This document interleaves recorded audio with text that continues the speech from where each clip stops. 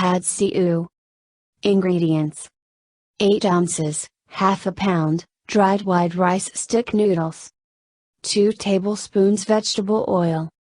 3 cloves garlic minced.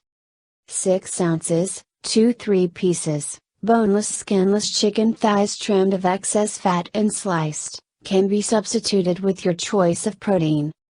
6 ounces, 5-6 stalks, Chinese broccoli, Gai Lan, rinsed and cut into small pieces.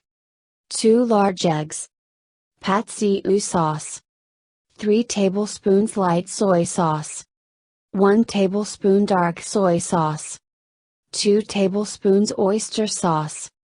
1 tablespoon brown sugar. 1 tablespoon white vinegar. 2 tablespoons water or to taste. Instructions: combine all sauce ingredients in a bowl. Prepare rice noodles according to package instructions, cook about 1-2 minutes less than the suggested time. Rinse with cold water, drain, and set aside. Heat oil in a wok over medium heat. Add garlic and saute until fragrant.